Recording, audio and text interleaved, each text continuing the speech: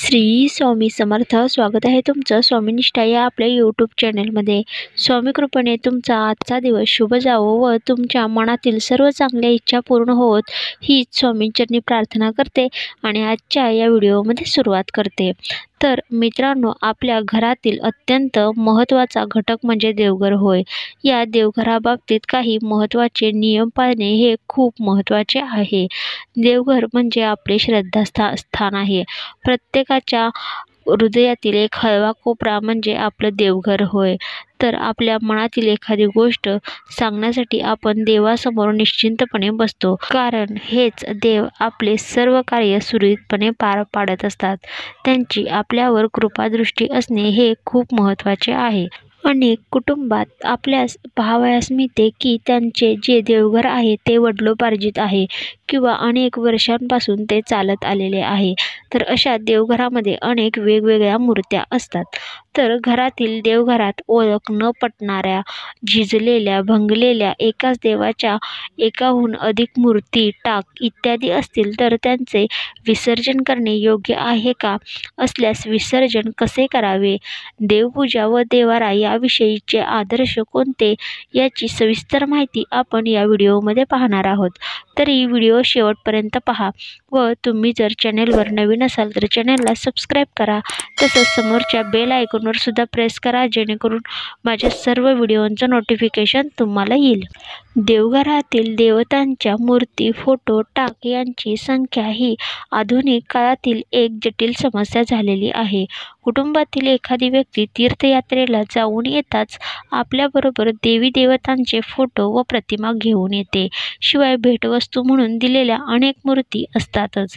यात भर म्हणजे पूर्वापार चालत आलेल्या अनेक मूर्ती तशाच पूजल्या जातात. काही घरात एकाच देवाच्या 4 मूर्ती असतात. शिवाय त्यांचे फोटो निराळेच. काही मूर्ती कोणत्या देवाच्या आहेत हेही ज्ञात होऊ शकत नाही. काही मूर्तींचे अवयव भग्न झालेले किंवा झिजलेले असतात.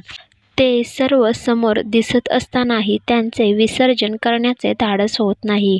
यामागे एकच कारण म्हणजे देवाविषयीची दुर्भीती किंवा धास्ती होय. या सर्वांचा संकलित परिणाम असा होतो की केवळ देवपूजेविषयीच नव्हे तर देवाविषयी मनस्वी तिटकारा वाटू लागतो. शास्त्राची कास धरल्यावर वरील प्रकारचे संशय निर्माण होत नाहीत, ते क्षणार्धात नाहीसे होतात. धर्मशास्त्राचे संकेत व नियम पाळल्यास देवपूजा ही कटकट किंवा अडगळ न वाटता तो अतिशय उत्साहवर्धक आवडते कर्म ठरते. शास्त्र मान्यता अशी आहे की एकाच देवाच्या अनेक मूर्ती वा प्रतिमा असू नयेत. पूर्वी फोटो नव्हते. आता फोटोचे तंत्र अवगत असल्यामुळे आपल्याला हव्या त्या मूर्तीचा, सत्पुरुषाचा फोटो उपलब्ध होऊ शकतो. पूजेबरोबरच ध्यान व धारणा यासाठी अशा फोटोचा अवश्य उपयोग होतो. म्हणून देवाऱ्यात इष्टदेवता किंवा सद्गुरूंचा एकच फोटो अवश्य असावा. पण त्याखेरीज अन्य देवी देवतांच्या मूर्ती व त्यांचे फोटो अशी पुनरावृत्ती कटाक्षाने टाळावी, कारण मग त्यास अंत उरत नाही. शास्त्राचा दुसरा नियम म्हणजे पितळेच्या व तांब्याच्या मूर्ती 1 पिढीपर्यंत म्हणजे सुमारे 21 वर्षे, तर चांदीच्या मूर्त्या ह्या 2 पिढ्यांपर्यंत म्हणजे सुमारे 40 ते 45 वर्षापर्यंत व सोन्याच्या मूर्त्या 4 पिढ्यांपर्यंत म्हणजे सुमारे 90 ते 100 वर्ष ठेवाव्यात. हा कालावधी मूर्तीवर अभिषेकाच्या वेळी होणाऱ्या रासायनिक प्रक्रियेस अनुसरून धरलेला आहे. हा निकष लावला तर देवघरातील बऱ्याच मूर्ती आपोआपच कमी होतात. तिसरा नियम म्हणजे ज्या मूर्तींची नावे माहीत नाही व ज्यांची ओळख पटत नाही, त्याचप्रमाणे ज्या मूर्तींचा एखादा जरी छोटा अवयव झिजला किंवा भंग पावला तरी त्या मूर्ती देवाऱ्यात ठेवता येत नाहीत. चौथा नियम म्हणजे अंगठ्याच्या उंचीपेक्षा लहान व प्रादेशापेक्षा म्हणजे वीतीपेक्षा मोठ्या मूर्ती घरामध्ये कधीही ठेवू नये असा शास्त्र उल्लेख आहे. वास्तुशास्त्रानुसार घराच्या ईशान्य कोपऱ्यात देवघर असले पाहिजे. देवाऱ्यात प्रस्थापित केल्या जाणाऱ्या मूर्तींचा जीवनावर प्रभाव पडतो. देवघरातील मूर्ती वरदहस्त दर्शवणाऱ्या असाव्यात. यामुळे पूजा झाल्यावर देवतांची आशीर्वादी रूपी भावमुद्रा पाहणे ऊर्जादायी ठरते. आता पाहूया देवघरामध्ये कोणत्या मूर्ती ठेवणे योग्य ठरत नाही. देवी लक्ष्मी नेहमी पद्मासनात विराजमान असते. लक्ष्मीची उभी मुद्रा असलेली मूर्ती किंवा चित्र ठेवल्याने घरात धन टिकून राहत नाही असे वास्तुशास्त्र सांगते. आर्थिक स्थैर्याच्या दृष्टीने देवीची बसलेली प्रतिमा घरात ठेवावी व तिचे नित्यपूजन करावे, पण उभी राहिलेली प्रतिमा ठेवू नये. नटराजांची मूर्ती वास्तवमध्ये महादेवांच्या तांडव स्वरूपाची मूर्ती आहे. महादेव जेव्हा क्रोधित होतात तेव्हा तांडव करतात. त्यामुळे देवघरात नटराजांची मूर्ती ठेवल्याने क्रोध आणि आवेशाची भावना वाढते. नृत्य शिकणारे अनेक जण या मूर्तीची पूजा करतात, परंतु घरात सुख शांती हवी असल्यास नटराजाची मूर्ती देवघरामध्ये ठेवू नये.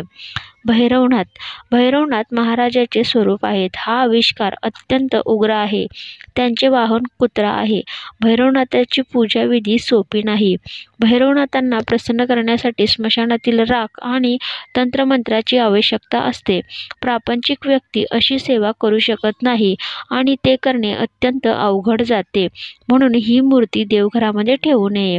त्याऐवजी शिवलिंग ठेवावे व त्याची पूजा करावी. शनिदेवांची मूर्ती. घरातील देवघरामध्ये शनिदेवांची मूर्ती ठेवू नये. शनिदेवाची पूजा नेहमी शनी मंदिरात जाऊन केली पाहिजे, कारण शनिदेवाची पूजा करताना काही नियम पाळावे लागतात. घरातही शनी प्रतिमा ठेवू नये असे म्हटले जाते. याउलट त्यांच्या मंदिरात जाऊन केलेली सेवा लवकर रुजू होते. तसेच मारुतींचीही देवघरामध्ये पूजा करू नये असे सांगितलेले जाते. तर अशी ही देवघरासंबंधीची महत्त्वाची माहिती. तर व्हिडिओ आवडला तर चॅनलला लाईक, सबस्क्राईब आणि शेअर जरूर करा. तर भेटूया अशाच एका नवीन व्हिडिओसोबत. तोपर्यंत श्री स्वामी समर्थ.